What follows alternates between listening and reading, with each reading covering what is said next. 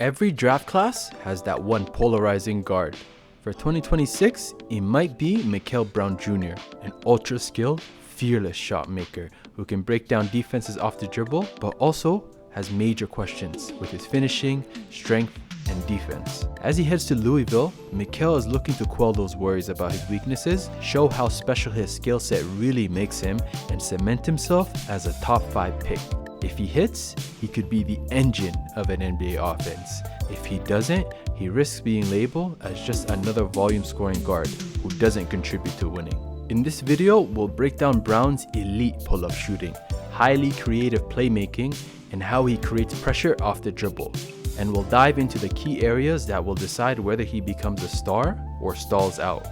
And later on, we'll touch on something recent that could completely reshape his long-term upside. Stick around for that. This is one of the most fascinating players of the 2026 class. Listed around 6'5" with a wiry frame, Mikel Brown Jr. stands out immediately for just how fluid he is. He glides across the floor, changing speeds with ease and keeping defenders off balance. But what's maybe the most intriguing is his potential for future physical development. A recent growth spurt has him taller than ever. It raises real questions about what his body could look like in a year or two. He's still thin and light and hasn't added the strength or power most high-level guards rely on, but at the recent FIBA U19s, he already looked much more explosive than in past seasons, a subtle sign that his athletic tools may be starting to catch up to his skill. If that growth spurt is the start of a bigger physical leap, it could completely change the type of athlete he becomes. For now though, he's clearly a skill-first guard, and everything else in his game flows from that foundation. Brown is one of the most confident pull-up shooters you'll see in high school basketball. He's got a smooth, compact release and real range, and he's comfortable rising from deep, in transition, or off complex dribble moves. Step backs, snatch dribbles, hang dribbles, he uses them all to create separation. Defenders can't go under screens, and they can't give him space. He's ultra aggressive pulling from deep. What makes this dangerous is how it bends defenses. His gravity opens up lanes and forces help rotations. But when he actually gets downhill, the finishing just isn't there yet.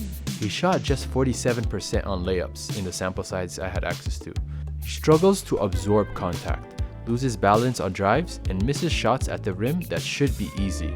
He finds difficulty leaping and staying on balance when bumped, which leads to short layups and getting blocked. Still, just getting paint touches like he can has value. It pressures defenses, and that's where his passing comes alive. Brown's passing creativity pops off the screen. He's a live dribble passer who manipulates defenses with his eyes, hitting pocket passes, skips, and drive and kicks with flair. Defenses are forced to chase him over screens, and when they do, he's excellent at hitting the open man as soon as the advantage appears. He can be unpredictable as a passer as well. When defenses think they have him corralled, he throws unique passes like this no-look over the shoulder. He can really stress defenses when running pick and roll. With the ability to draw two due to his shooting gravity, he opens up a ton for his teammates. Improving his runner floater game would make him even more dangerous as well, with the ability to disguise lobs as floaters similar to a Trae Young. When his shooting and passing are both clicking, he looks like a true offensive engine. Do you think he can lead an offense in college or the NBA? Drop your thoughts below. I'm interested to see what you guys think. One of the most encouraging parts of Mikel's game, and maybe one of the most underrated, is his off-ball potential. Off-ball value is about more than just hitting spot-up threes. It's about shooting, cutting, relocating, and keeping the offense flowing. And Brown has already shown flashes of all of it. He's a confident catch-and-shoot threat, and when he's running off screens, his footwork and balance really pop. He's also shown stretches where he relocates well after driving or passing, quickly getting himself open again. Right now, he's still a bit inconsistent. There are stretches where he goes static and lets possessions pass him by, but if he keeps layering on more activity as a cutter and builds more natural off-ball instincts, he could become a high-level, complementary scorer next to other stars. Which part of his off-ball game do you think will translate best? Let me know. Defense might be the biggest swing skill for Brown. Right now, he's simply too light to hold his ground. Stronger guards can go right through him, and that makes it tough to consistently contain drives. But it's not like he lacks tools. He actually slides his feet well, stays attached on the perimeter, and has quick hands that can disrupt ball handlers. Every so often, he surprises with a chase down block or vertical contest, flashing that hint at improving explosiveness. What he needs most though is strength. If this recent growth spurt comes with added muscle and coordination a couple years down the line, he could look like a completely different defender in a year or two. He doesn't need to become a lockdown stopper. Just holding his own on ball and adding some more off-ball disruption would completely change how teams view him. All in all, I think right now he's a clear negative, but he has a potential and pathway through physical development to potentially become a neutral defender. And with his offensive upside, that's all you can really ask for. Brown has a ton of intriguing tools, but I want to highlight 3 key areas to monitor as he heads to Louisville. First, finishing and strength development. Right now, he struggles to handle contact and can get knocked off his line. Adding muscle and core strength will be key. If he can absorb bumps and still finish through traffic, it could unlock his on-ball scoring to a different level. Second, defensive growth.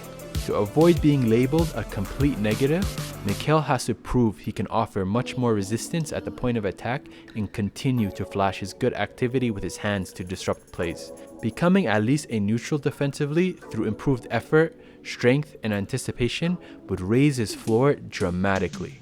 And finally, his off-ball role at Louisville. How often will he be asked to play off the ball? And when he does, can he continue to grow in that area? Expanding his off-ball skill set, cutting, relocating, and hitting spot-up threes would give him even more pathways to impact an NBA offense. Which of these 3 areas do you think matters most for Mikel's long-term trajectory? Drop your thoughts below. Mikel Brown Jr. is one of the most skilled shot makers in high school basketball, with the handle, shooting, and playmaking to potentially run an NBA offense. But to reach that level, he has to prove he can finish through contact, hold up defensively, and thrive alongside other creators. If he does, he could be special. Like and subscribe and drop your thoughts below. And stay tuned because the next video is on Nate Amex. We're going to be dropping these videos weekly, so stay tuned to the channel and keep an eye out for uploads.